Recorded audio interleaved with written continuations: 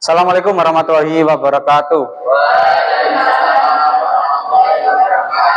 Sebelumnya silakan berdiri. Saya cek kerapiannya, tempat duduknya yang kurang pas atau kursinya kurang pas disesuaikan dulu. Mulai dari sana, kalau lengkap silakan duduk. Lengkap, Nana lengkap, Stefani lengkap, Pulang lengkap, Kansa, Alhamdulillah kadang lengkap.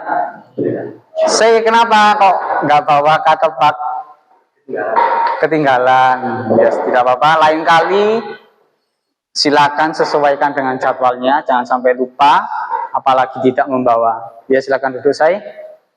Alhamdulillah lengkap, silakan dengan posisi yang paling enak untuk pembelajaran agar pembelajaran ini bisa berjalan dengan lancar. Oke, sebelum pembelajaran hari ini kita mulai, mari kita awali dengan pembacaan doa pagi. Oh, tidak pagi lagi ya, ini sudah siang. Tetap semangat ya. Silakan. Tepuk tunggal, tepuk tunggal, tepuk ganda, ganda. Nah, kalau nggak ada tepuknya, nggak usah tepuk ya. Tapi kalau ada tepuknya, silakan tepuk. Oke, ganda. Konsentrasinya silakan ya, silakan diperkuat lagi. Oke, terima kasih. Bersambung dengan materi yang kemarin. Kalau kemarin kalian sudah mencoba untuk memecahkan masalah, kali ini kita akan mencoba metode yang bernama project based learning atau membuat suatu produk atau project. Terus sebelum itu saya ingin bertanya, bagaimanakah dalam kehidupan sehari-hari ini kita mengamalkan iman kepada kitab-kitab Allah? Yang bisa jawab, angkat tangan. Oke, Kansa, silakan. Bagaimana caranya? Silakan. Sebentar Pak. Tentang Pengamalan dalam kehidupan sehari-hari. Iya, iman kepada kitab. Oke, sebelumnya perkenalkan, nama saya Kansa Adi Gemara. Ya, sudah kenal saya. Kalau kenal lagi. Jadi berikut adalah beberapa cara yang konkret untuk mengamalkan iman kepada kitab dalam kehidupan kita sehari-hari. Yang pertama adalah membaca dan mempelajari kitab suci. Yang pertama itu konsisten. Jadwalkan waktu khusus setiap hari untuk membaca dan merenungkan isi kitab suci, entah itu 5 menit, 10 menit, atau 15 menit. Yang kedua, memahami makna. Ketika kita membaca, kita juga harus bisa memahami makna agar kita tahu. Jangan hanya membaca sekilas, tapi cobalah untuk memahami makna yang terkandung di dalamnya. Gunakan tafsir atau penjelasan dari para ahli jika diperlukan. Dan yang ketiga adalah menerapkan. Setelah memahami, cobalah untuk menerapkan ajaran-ajaran yang telah dipelajari dalam kehidupan sehari-hari. Yang kedua adalah mengikuti ajaran kitab suci. Oke, terima kasih, Kansa. Sama-sama. Terkait dengan metode kita project based learning, kita bertujuan supaya kalian ini tidak hanya bisa memahami atau memecahkan masalah, apalagi kalian adalah jurusan animasi yang salah satu basicnya adalah menggambar animasi 2 dimensi, 3 dimensi, dan lain sebagainya. Kali ini kita integrasikan, kita hubungkan dengan pembelajaran PAI, yaitu tentang Syu'abul Iman. Tujuannya yaitu supaya kalian bisa membuat suatu produk atau project. Dalam hal ini kita akan membuat produk sesuai dengan kriteria kalian, kemampuan kalian. Yang bisa menggambar, silakan menggambar. Yang hanya karena terpaksa memasuki jurusan animasi, seperti siapa yang terpaksa? Ya, Aurel ya, terpaksa karena tidak diterima di jurusan otomotif, akhirnya masuk di jurusan animasi. Itu nanti bisa hanya membuat cerpen atau cerita Islami. Jadi tujuan kali ini adalah membuat suatu produk, dalam hal ini komik Islami, cerita Islami tentang Syu'abul Iman. Kira-kira apa sih manfaat membuat karya kreatif, terutama tentang cabang iman. Ada? Oke, Wulan? Apa? Buat karya kreatif yang mencerminkan iman memiliki beberapa manfaat. Yang pertama, mendekatkan diri kepada Allah, meningkatkan kesadaran spiritual, serta meningkatkan kesabaran dan ketabahan, juga mengembangkan kreativitas dan imajinasi kita. Oke, terima kasih. Sebetulnya jawaban sudah betul. Saya menambahkan salah satu manfaat untuk kreatif atau terkait dengan produk kita, yaitu kita belajar untuk menyampaikan suatu kebaikan dengan cara kreatif. Salah satunya membuat komik, membuat cerpen. Akan saya bagi terkait dengan apa yang ingin kalian buat, terus bagaimanakah kalian nanti menggambarkannya. Bisa pakai Canva, bisa pakai manual. Yang pertama saya ini dengan tema malu sebagian dari iman. Kan banyak ya, 77 saya bagi salah satunya. Saya malu sebagian dari iman. Kansa berbagi kepada sesama. Yang ketiga Wulan bersyukur atas nikmat Allah. Sebelum itu saya berikan contoh ya, salah satu hasil komik Islami.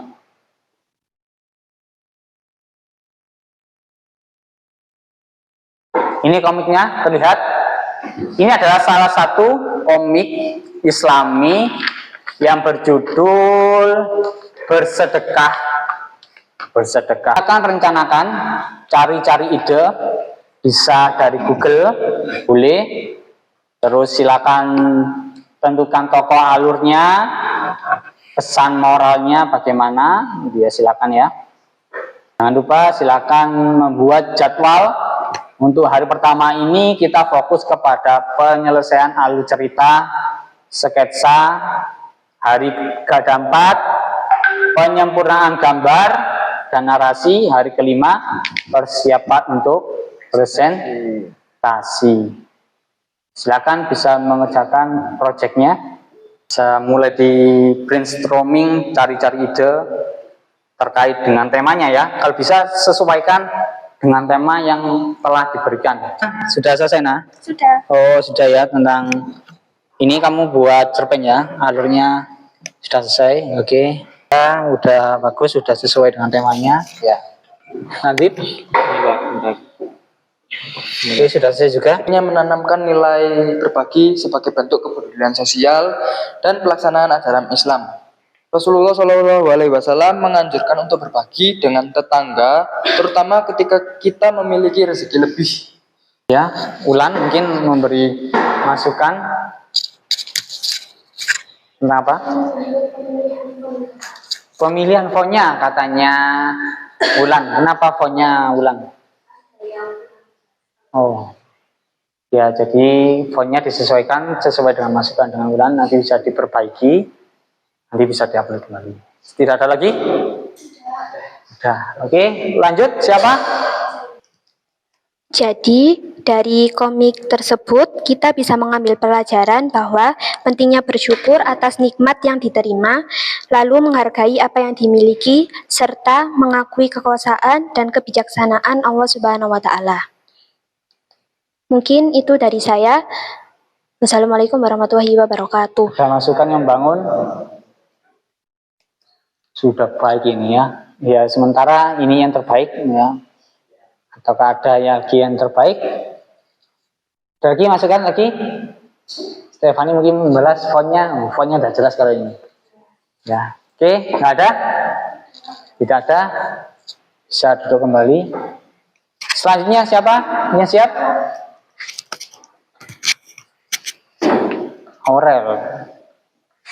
Aurel tadi tentang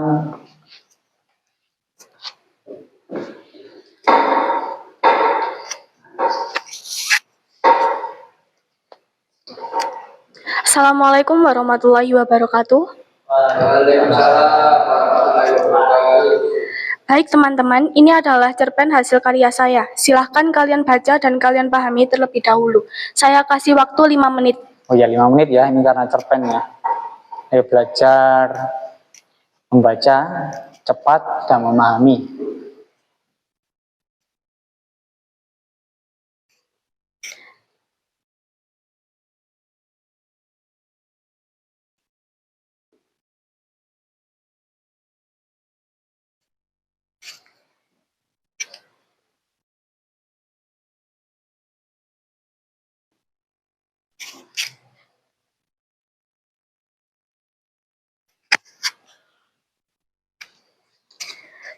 Jadi, pesan moral yang bisa dipetik dari cerpen tersebut adalah kita bisa mengambil pelajaran bahwa sifat iri hati dan dengki tidak akan membawa kebahagiaan. Justru, itu bisa membuat hubungan dengan orang lain menjadi renggang dan membebani orang di sekitar kita. Lebih baik kita bersyukur atas apa yang dimiliki dan mendoakan kebaikan untuk orang lain. Dengan begitu, hati menjadi lebih tenang dan kehidupan menjadi lebih harmonis. Baik, mungkin itu saja dari saya. Mohon maaf bila ada salah kata. Terima kasih. Wassalamualaikum warahmatullahi wabarakatuh. Ada masukan? Ini kata-kata terakhirnya sangat indah. Jadilah orang yang selalu mendoakan kebaikan orang lain, bukan yang mencari celah untuk mencela mereka. Kelas. Oke. Tidak ada masukan mungkin dari alur cerita? Ya. Ini mungkin cerita nyata atau cerita karangan? Sepertinya cerita nyata ini. Ya, terima kasih Aurel, bisa duduk kembali. Selanjutnya manual ini ya, gambar manual ini Rek. Tidak memakai Canva kelas ini. Ya, lanjut. Assalamualaikum warahmatullahi wabarakatuh. Pada kesempatan ini saya akan membahas komik yang mengangkat tema malu. Komik ini memberikan pesan penting tentang cara mengatasi gugup dan cemas melalui latihan, perubahan pola pikir dan dukungan dari orang lain. Mari kita simak inti pesan yang disampaikan komik tersebut. Silakan komiknya dibaca Rek.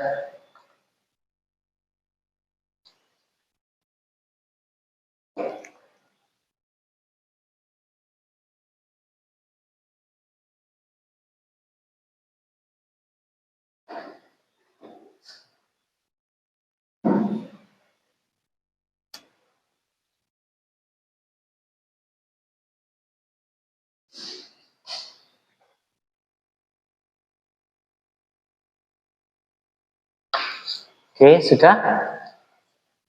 Bisa dijelaskan kembali tentang kesimpulannya mungkin? Kesimpulan dari komik ini adalah bahwa rasa malu merupakan hal yang wajar dialami setiap orang, namun dapat diatasi dengan keberanian untuk mencoba dan berlatih. Dengan mengubah sudut pandang seperti membayangkan situasi yang santai layaknya berbicara dengan teman, rasa gugup dapat berkurang. Dukungan dan kata-kata penyemangat dari orang lain juga mampu memberikan kekuatan dan kepercayaan diri untuk menghadapi tantangan.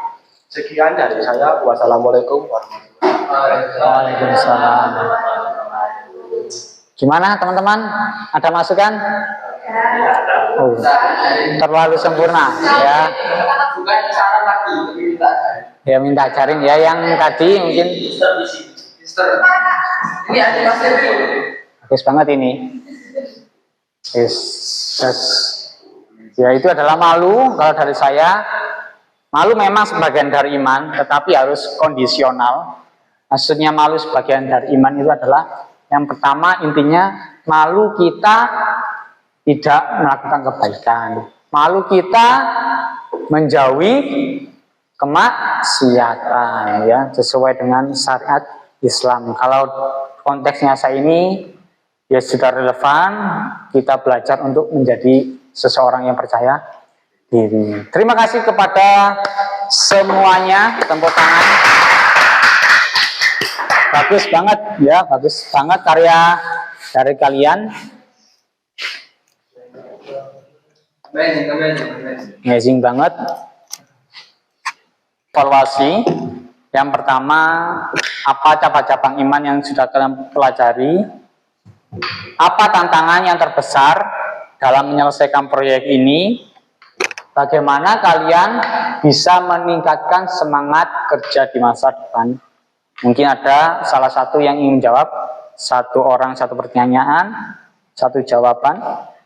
Bisa, silakan. Saya beri waktu untuk evaluasi diri. Oke, sudah ada yang bisa? Mungkin yang pertama, evaluasi yang pertama, apa yang sudah dipelajari mungkin tentang cabang-cabang iman yang sudah kalian presentasikan tadi?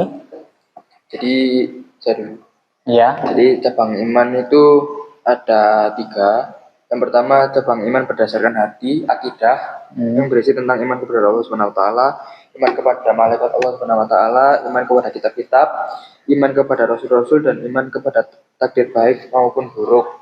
Setelah itu yang kedua cabang iman berdasarkan perkataan atau lisan, yang mengandung membaca kalimat thayyibah, kalimat-kalimat yang baik, membaca kitab suci Al-Quran, belajar dan menuntut ilmu, mengajarkan ilmu kepada orang lain, serta berdoa. Dan yang ketiga, cabang iman berdasarkan perbuatan atau amal.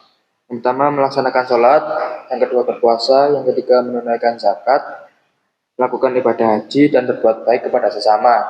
Contoh cabang iman lainnya, yaitu yang pertama merasa malu terhadap perbuatan dosa dan maksiat, sabar, mampu menahan diri dari amarah dan kesedihan, bersyukur atas nikmat yang diberikan Allah Subhanahu wa taala, dan yang terakhir ada ikhlas, melakukan segala sesuatu yang hanya karena Allah Subhanahu wa taala. Oke, terus selanjutnya evaluasi. Apa tantangan terbesar dalam menyelesaikan proyek ini? Ya, Stefani. Mungkin untuk tantangannya dalam membuat proyek ini tentang kreatifnya, Ya, lumayan susah memikirkan ide-idenya. ya, betul. Lalu teknikalnya juga menentukan ilustrasi bagaimana alur ceritanya gitu. Mungkin itu aja insya Allah. Ada lagi mungkin Sensei yang sudah ahli pasti tidak mempunyai kekurangan atau hambatan.